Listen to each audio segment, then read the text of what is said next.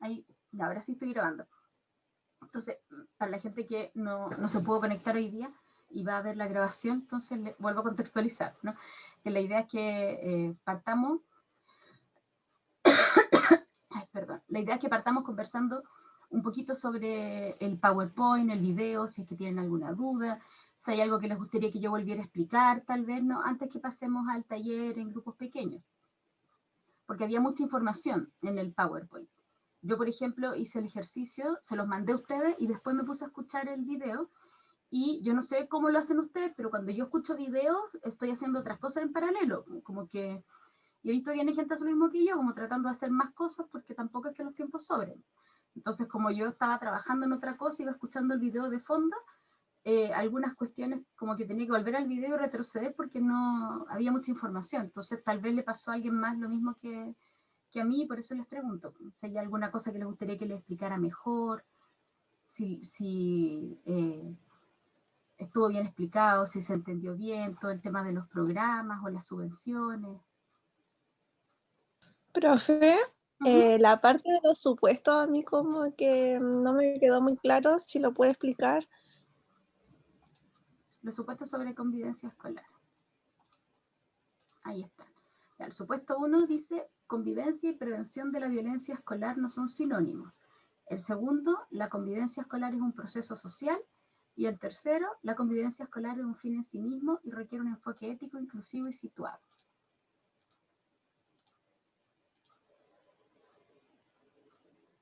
Ahí, para ayuda a memoria de todas y todos que quise compartir pantalla, porque ahí está la PPT. El primer supuesto, lo que pasa es que ocurre un montón, que la gente cree que, como desde el sentido común, pero yo esto lo he visto un montón en la escuela, como que la gente cree que convivencia es ausencia de violencia, ¿no? Entonces, como que no necesariamente convivencia es ausencia de violencia. No sé si a ustedes les ha pasado, tal vez cuando estaban en segundo, pues, ¿no? Y que iban a los colegios. Ay, no me deja aceptar. Ahí acepté, porque había alguien en la sala de espera y me salió un mensaje en inglés que no entendí. Yo no sé si les ha pasado alguna vez que en segundo, ¿no? Que uno va a los colegios y primero que convivencia escolar está como de moda, pues, ¿no? Como que todo el mundo habla de convivencia escolar y es lo primero que hablan cuando nos ven a nosotros, psicólogas y psicólogos. Entonces, no sé si les ha pasado que al hablar de convivencia, todo el mundo empieza a contarle los problemas que hay en el colegio. Así como que Juanito, que Pedrito, que la Laura, que la Martina, que pelean entre ellos, como que empiezan a hablar de agresión, conflicto. Entonces, ¿qué pasa? Que pareciera ser que en la cultura escolar se ha ido construyendo la idea de que convivencia escolar está en oposición a violencia escolar. Entonces lo que sostenemos en el capítulo del libro es que eso no es así, ¿no? Que uno puede decir que la resolución pacífica de conflictos es parte de la convivencia, sí, puede ser, pero ausencia de violencia, eso no existe, porque la violencia es parte de la sociedad y la convivencia es más que la oposición de la violencia. Luego el segundo supuesto es que la convivencia escolar es un proceso social, es un proceso social, no es un proceso al menos exclusivamente individual, porque también mucha gente en los colegios habla de la convivencia como es oposición a violencia, ¿no? Como habilidades sociales, así como que en el fondo tener una buena convivencia solo pasa por tener empatía, por ser amable, por ser respetuoso, como si fueran valores individuales, ¿no? Cuando en realidad hay interacciones sociales que están todo el rato modelando ciertas formas de convivencia. Convivencias pacíficas, convivencias democráticas, convivencias basadas en el conflicto. Entonces la verdad es que no necesariamente un proceso tan individual, pues no, como que es más bien un proceso social. Y el tercer supuesto, la convivencia escolar es un fin en sí mismo, son 4, y requiere un enfoque ético, inclusivo y situado. Esto es porque, no sé si ustedes saben, pero en la literatura, las investigaciones de los últimos 10, 15 años han mostrado que si mejora la convivencia escolar, mejoran los resultados de aprendizaje. ¿Ustedes saben qué? El día en que a los investigadores se les ocurrió demostrar esa relación fue cuando quedó la embarrada con la instrumentalización de la convivencia escolar. O sea que ahora todo el mundo quiere mejorar la convivencia, no en realidad porque sea mejor construir una sociedad en la que haya inclusión, convivencia, participación, que la gente viva con otros, respetando. No, como que hoy día hay un boom, una super moda de mejorar la convivencia escolar porque así además aumentan y se mejoran los resultados de aprendizaje. El CIMSE, la PSU, la prueba PISA, que es una prueba internacional, como un CIMSE en el mundo, y esa prueba fue la que usaron los primeros investigadores para demostrar que efectivamente cuando había mejor convivencia, los resultados, clima era lo que medían en verdad, clima de aula, cuando había mejor clima, los resultados también mejoraban. Entonces lo que nosotros sostenemos acá es que la convivencia es un fin en sí mismo, que no es un instrumento para mejorar los aprendizajes y que esa convivencia requiere un enfoque ético, un enfoque inclusivo y un enfoque situado, o sea que hay que mirar la situacionalidad, el contexto específico de cada centro educativo. Y luego el supuesto 4, la convivencia escolar requiere de un ambiente de bienestar en identidad institucional. El bienestar social resulta que, ¿ustedes saben lo que es bienestar? Bienestar subjetivo, individual y social. ¿Han escuchado de eso? ¿Lo han leído?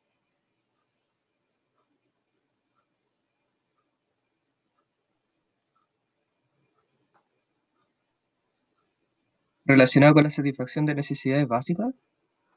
Con todo tipo de satisfacción, pero claro, partiendo con las necesidades básicas, pero también con las de autorrealización si queremos seguir a Maslow. El bienestar tiene que ver con la calidad de vida, ¿no? Tiene que ver con, y luego además los teóricos han desarrollado la idea de felicidad vinculada con el bienestar, ¿no? Pero tiene que ver con calidad de vida, tiene que ver con sentirse satisfecho, ¿no? En distintos niveles, ¿no? En términos subjetivos, o sea, individualmente, que me gusta mi vida, estoy contenta con lo que hago, soy feliz en mi entorno. Eh, Psicológicamente, que tengo, puedo proponer relaciones sociales saludables, genera autocuidado. Y el bienestar social es qué tanto yo siento como experiencia de vida que contribuyo con un proyecto social que está más arriba mío. Por ejemplo, de qué manera yo soy un aporte para este mundo, de qué manera soy un aporte para el colegio, para mi trabajo, ¿no? Y esa es bienestar social. O sea, de qué manera yo tengo un bienestar que tiene que ver con mi contribución al mundo social, con mi pertenencia a un entorno social que es más grande que yo y mi espejo, pues, ¿no? A eso le llamamos bienestar social. Resulta que en los centros educativos, cuando hay un bienestar social elevado, también hay identidad institucional. ¿Qué significa eso? Que si los niños, niñas, jóvenes sienten, incluso y el profesorado también, sienten que contribuyen con el colegio, que son importantes para ese colegio, que su rol, que su lugar, que lo que ellos hacen es importante para nosotros, para el todo, entonces se genera una sensación de adherencia al proyecto educativo, o sea que yo me siento parte de esta institución también, ¿no? En la medida que yo siento que contribuyo, que soy importante, que soy relevante para este proyecto común, que podría ser el colegio, pues también entonces al mismo tiempo se genera identidad, identificación, pertenencia y participación. Por lo tanto, la convivencia escolar en la literatura, así como sobre todo la literatura de los 90, que en toda Iberoamérica es como habilidades sociales y aprender a ser empáticos, ponerse en el lugar del otro y todas esas cosas. Pucha, lo que ha mostrado la investigación de los últimos 10 años es que en realidad de todas las formas de bienestar, así como que lo psicológico no es lo más relevante en convivencia, sino el bienestar social, o sea, lo colectivo, ¿no? Y hay harto estudio en torno a esto. Hay una investigadora en Santiago que hoy día trabaja en la Alberto Hurtado, a la que yo admiro mucho, que es María de los Ángeles Bilbao. La Marian siempre ha estado investigando sobre bienestar y tiene un FONIDE, que son fondos del Ministerio de Educación, en el que demuestra primero el impacto del bienestar social en la convivencia, por supuesto además en los resultados de aprendizaje, pero también en la participación de estudiantes. Entonces la verdad es que parece que sí es determinante, sí es muy importante. Esos son los 4 supuestos. No sé si ayudo a despejar algunas dudas con eso.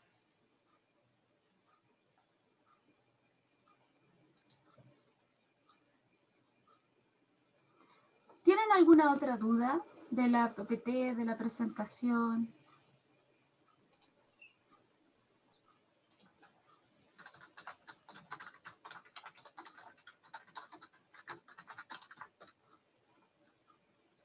Ahí les dejé un mensajito a quienes se incorporaron recién, ¿no? Estamos revisando dudas del PPT primero.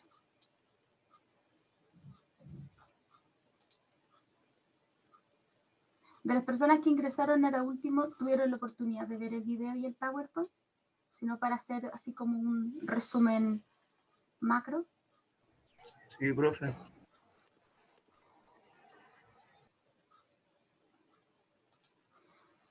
Ya.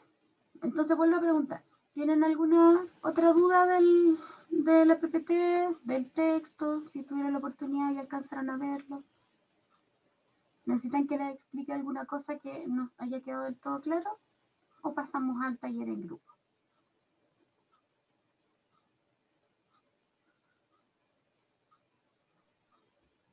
No, yo creo que si es que sale algo puede verse en el taller, po.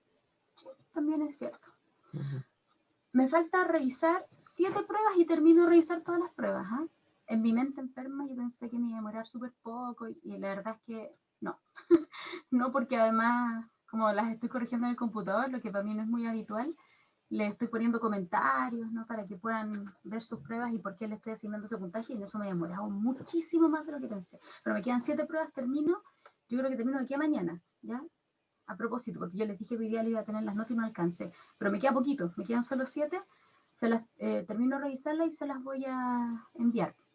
Les voy a enviar a cada una y cada una, a cada persona, digamos, le voy a enviar su propia prueba para que revise los comentarios, se las estoy corrigiendo con harto detalle para que ustedes vean también en qué estaba pensando yo cuando le asigné el puntaje que le asigné y para que aprendamos todos también de la evaluación. Si alguien quiere conversar sobre su prueba, es cuestión que me responda al correo y nos juntamos 10 minutitos en un momento que tengamos en común y podemos conversar de la prueba, les puedo explicar, pueden apelarla, pueden rebatirla, pueden decir que no están de acuerdo con la evaluación, corrección, nota, con lo que sea, ¿ya? Eso sí que tienen 15 días corridos, ¿ya? Para hacer descargos, para conversar sobre la prueba la día entera. Incluso puede, hasta el próximo año, si tienen dudas de la prueba, puedo seguir conversando. Pero para hacer descargos de la prueba les voy a dar un par de semanas ya para que lo revisemos bien y no estemos a fin de semestre revisando como por qué el puntaje y eso, pues ya para que no sea un acto desesperado de fin de semestre. Igual se lo voy a mandar un correíto, pues ya. Sí, Ale, no te preocupes. Sí, lo que estábamos haciendo era revisando dudas, si tenían algún comentario respecto de la presentación, de la exposición de Boris, como había harta información que quería saber si había como quedado claro, o si había alguna cosa que necesitaban que les explicara de nuevo, pues, ¿no? Que tal vez Boris no fue suficientemente claro en algo, o simplemente no se entendió. Ya, pues nos vamos al taller entonces. Les divido. Como ha sido una tendencia que cuando empezamos el taller, como ha sido una tendencia que cuando empezamos el taller empieza a sumarse gente, los voy a juntar en grupos chiquititos, ¿ya? Porque entonces va a empezar a aparecer compañero y compañera y ahí los voy tirando en los grupos a medida que vayan entrando. Hay harta materia que es parecida al ramo anterior, efectivamente, porque están encadenados, ¿no? Están articulados, sin embargo, el contexto más macro y el escenario, ¿no? Del trabajo en educación en términos de cultura y en términos de política debiese ser lo que más marca la asignatura de segundo año, las 2 asignaturas de segundo año, ¿no? Mientras que acá vamos viendo cómo esos mismos elementos van tensionando ahora la identidad, el rol y el quehacer de la psicología, específicamente en educación. Así es que yo espero que sea así, pues que tenga una continuidad.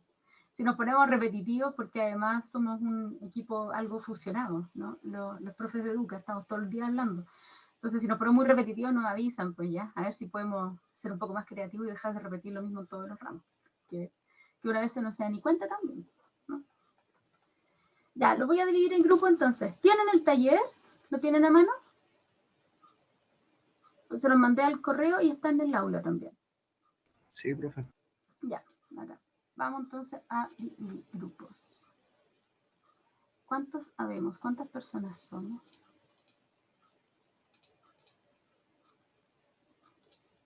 16, 15 en realidad.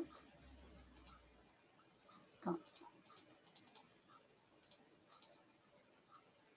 vamos a hacer duplas y tríos.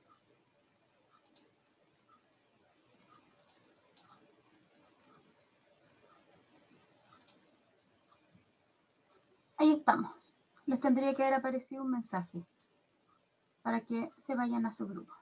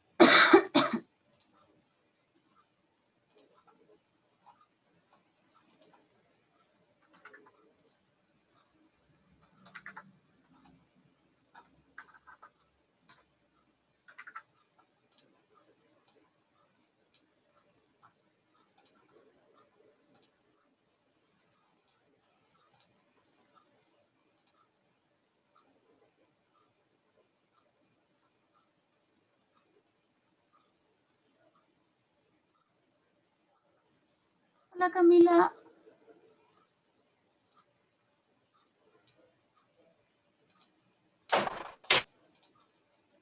Estamos en el trabajo de grupo, así es que te asigné que somos duplas y tríos, la verdad.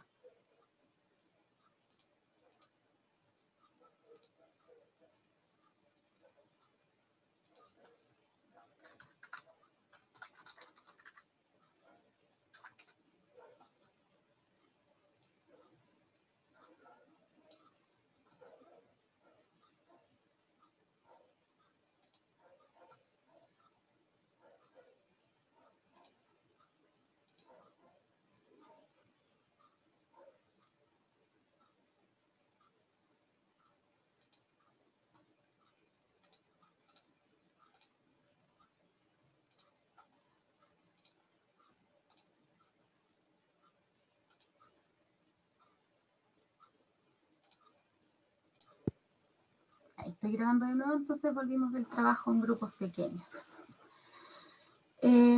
¿Alguien que de forma voluntaria quiera comenzar contando qué análisis hicieron?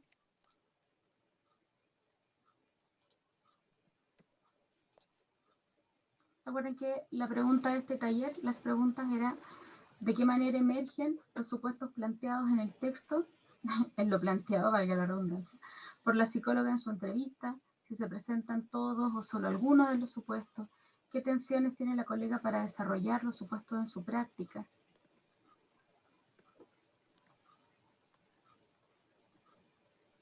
Entonces primero abro abiertamente y si nadie quiere empezar lo voy nombrando.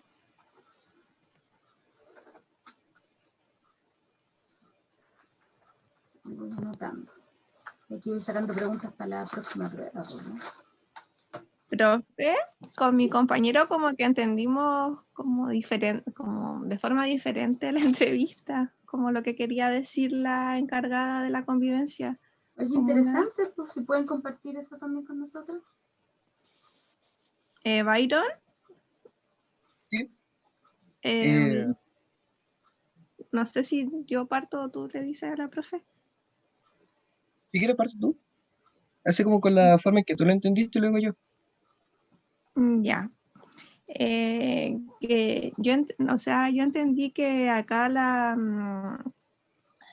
encargada trataba de combatir la convivencia escolar, como la buena convivencia escolar, previniendo la violencia. Y no se estaba como centrando como en el niño, como en lo social, en las habilidades sociales. Ya. ¿Qué elementos de la entrevista te hicieron pensar eso? ¿Te acuerdas? ¿Alguna cita textual que puedas revisar?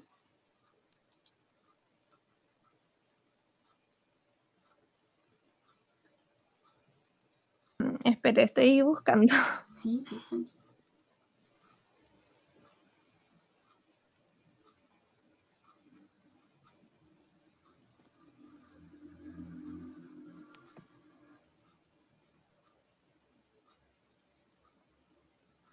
Donde dice planes de convivencias que nos ayudarían a prevenir ciertas situaciones que podían ir emergiendo en los establecimientos, y donde decía que siempre tuvimos niños que tenían condiciones que generaban complicaciones con temas de convivencia, y esos mismos niños iban rotando de escuela en escuela. Como esos párrafos. Ahí hay como una mirada que pone la convivencia en oposición a la violencia, ¿cierto? Sí. Y también las últimas 3 líneas donde decía: tratábamos de promover con los profes aspectos que fueran como en beneficio de un ambiente propicio de un aprendizaje, que en el fondo es lo que uno espera de una convivencia, como que acá está viendo convivencia como igual a un buen aprendizaje. Tener una buena convivencia es tener un buen aprendizaje, y no se está centrando como en lo emocional de los niños y niñas. Y en las relaciones. O sea, eso es como lo que yo entendí. Sí, ahora son cosas distintas, sí, ¿no? Porque lo primero es como que aparece evidente esta oposición como a violencia, y tal vez no hay, a mí me parece, al menos de las últimas 3 líneas, como dices, ¿no? Que lo que está diciendo es que es beneficioso para el aprendizaje, que es lo que uno espera de la convivencia, pero no sé si queda tan claro que en realidad lo está instrumentalizando. Pero igual algo de instrumentalización hay, ¿no? Porque dice que en el fondo esto del ambiente propicio para el aprendizaje, que es un concepto que viene del marco para la buena enseñanza, ¿no? No es algo que se invente ella. El marco para la buena enseñanza indica que hay que generar un ambiente propicio para el aprendizaje, así, exactamente así se llama el dominio. Pero claro, hay una suerte de instrumentalización. ¿Y con quién estabas trabajando? Con Byron. Conmigo. ¿Y Byron qué fue lo que encontró? Bueno, yo pensaba de que en el último párrafo, en la última línea se refería a que buscaban la convivencia escolar con tal de que con tal de mejorar los procesos de aprendizaje y poder rendir cuentas, prácticamente. Pero no en la convivencia escolar en sí como fin mismo. Por lo cual no se daría el supuesto 3. Al menos así lo entendí yo. Pero ¿por qué dicen que es diferente lo que entendieron? Porque ahí están más bien de acuerdo.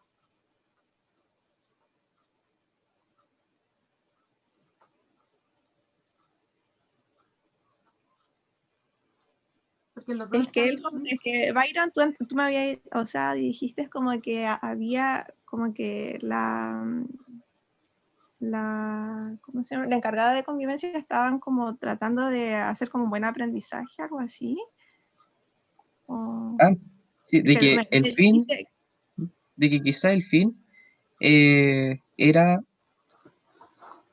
tener una buena convivencia para tener mejores procesos de aprendizaje. Mientras que yo entiendo que tú lo entendiste como que iban en paralelo.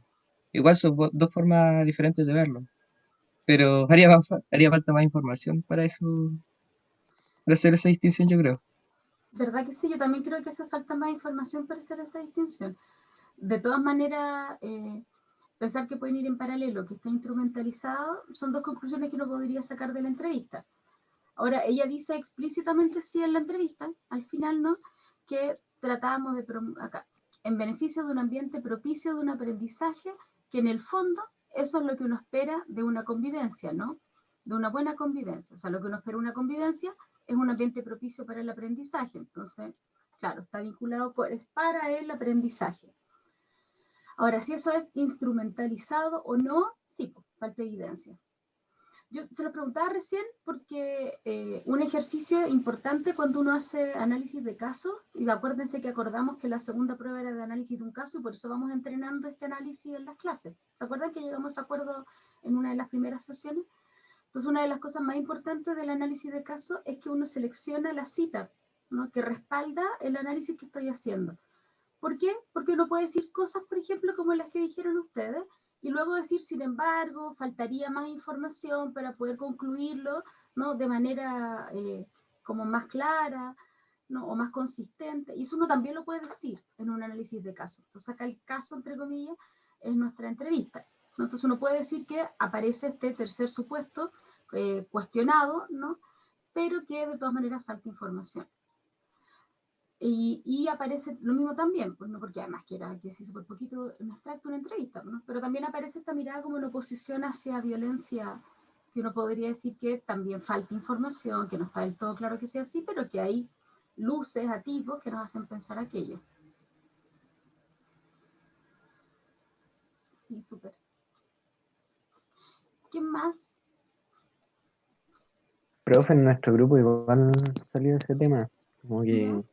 incluso con la misma cita, la esperanza la puso así textual, igual nos llamó la atención porque como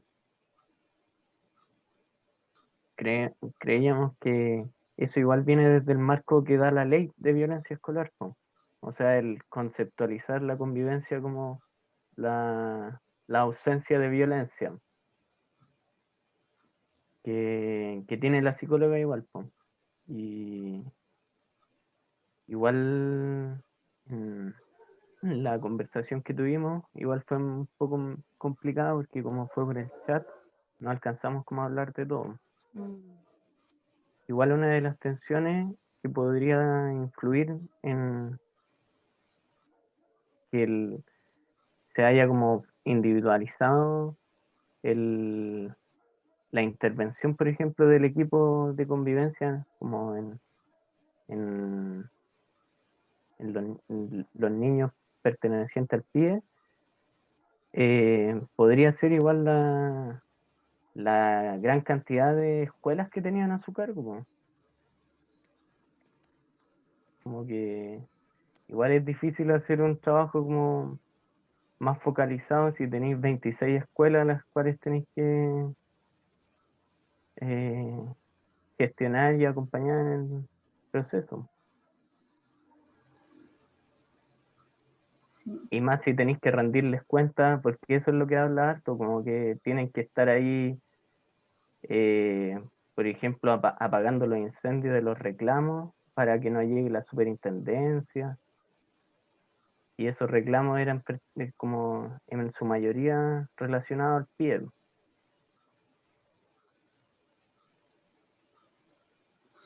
Sí, ahora bien, hay algunos conceptos que hay que distinguir, ¿ya? Porque yo no estoy segura que sea como rendición de cuentas o más bien un temor a la judicialización de la lógica educativa, ¿no? Que uno puede decir que están relacionados, sí, lo están, pero son fenómenos distintos, complementarios, que apuntan a lo mismo, que mantienen la intensificación y burocratización del trabajo docente, sí, pero la rendición de cuentas y la judicialización del sistema educativo son dos cosas diferentes que, por supuesto, como les decía, no apuntan a lo mismo, pero son dos cosas distintas, ¿no?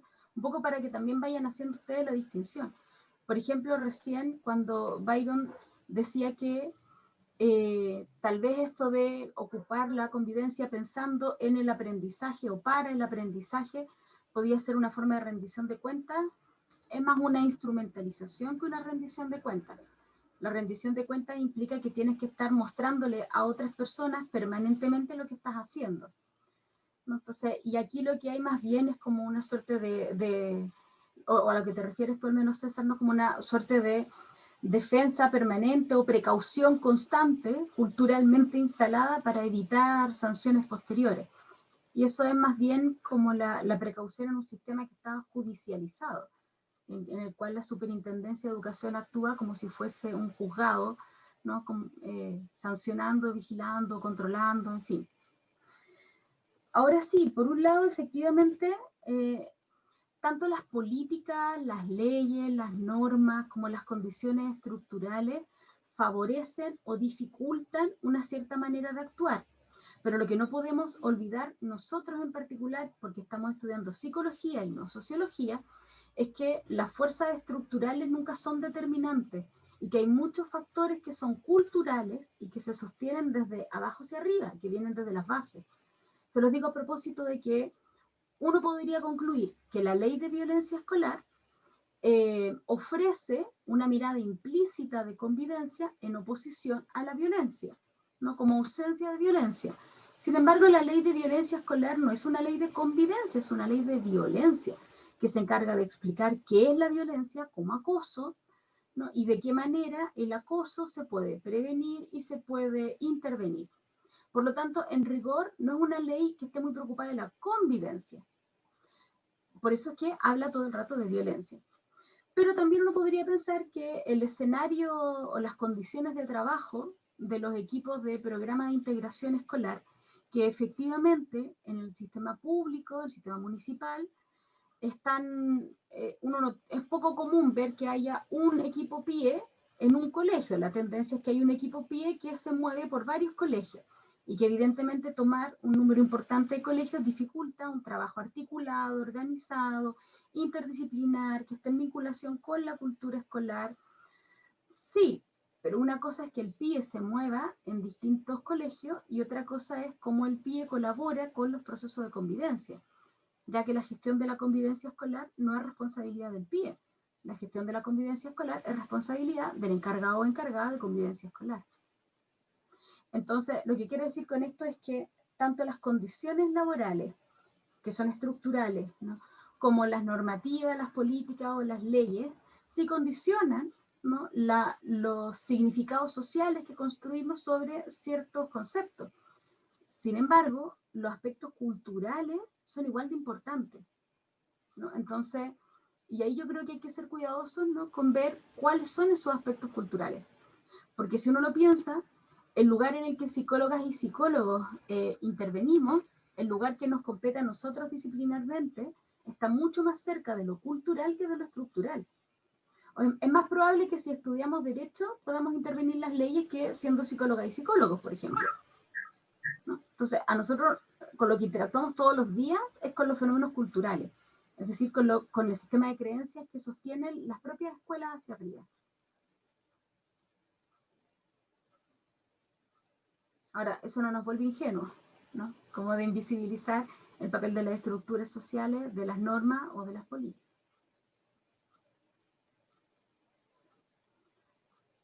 ¿Alguien más?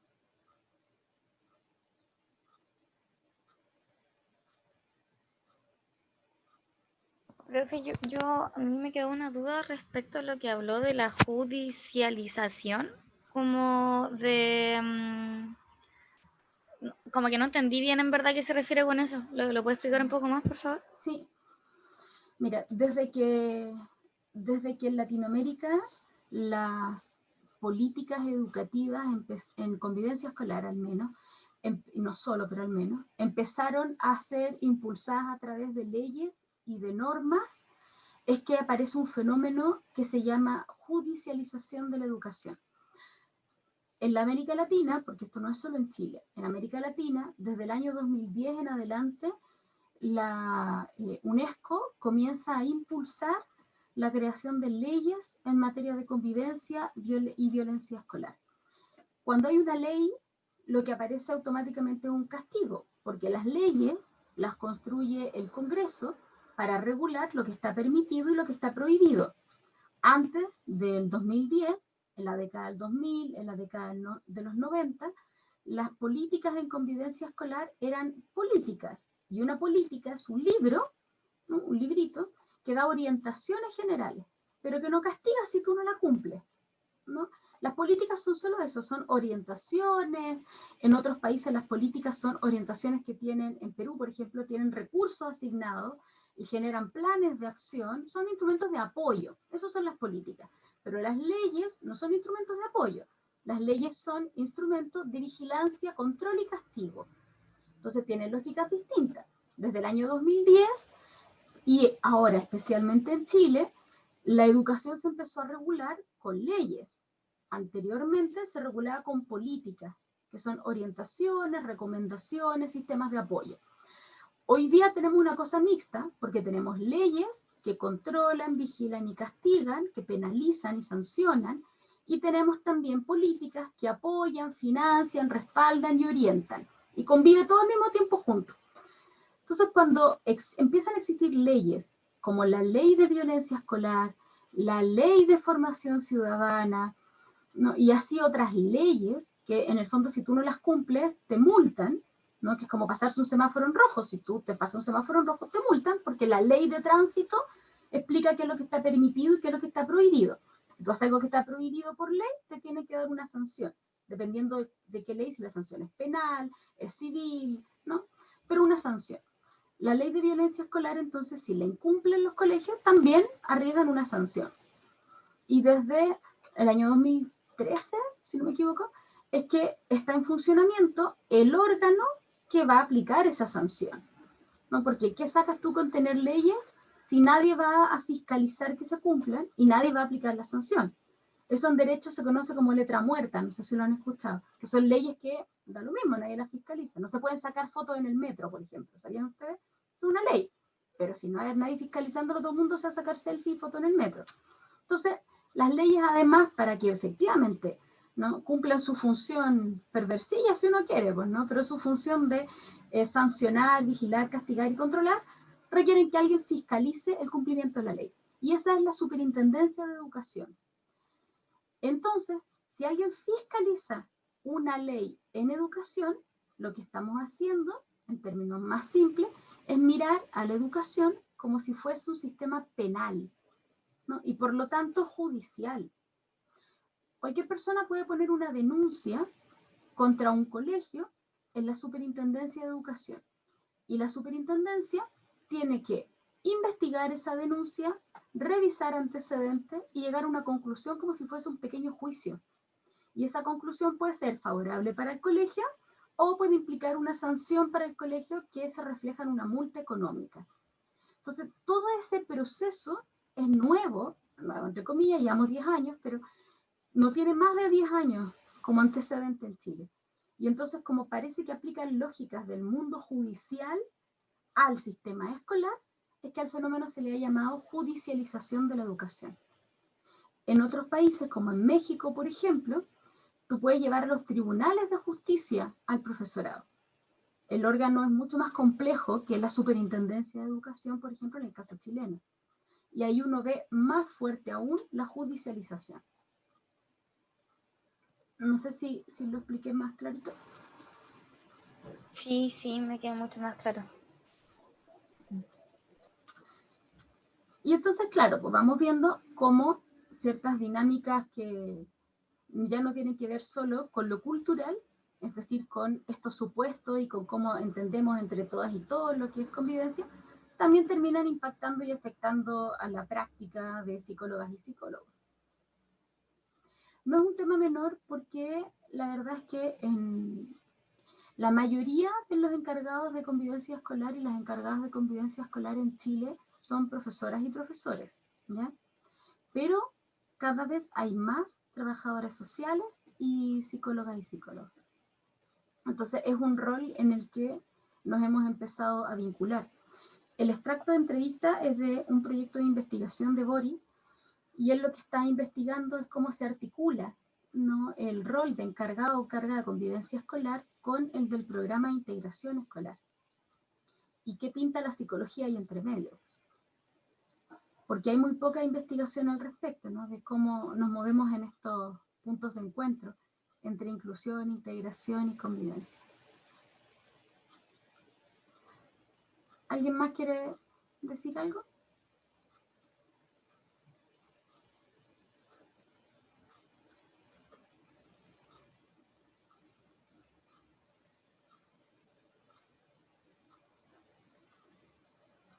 Quedo un poco preocupada porque es la primera clase en la que asiste tan poca gente. Les agradezco que vengan hoy, pero ya voy a dejar de grabar.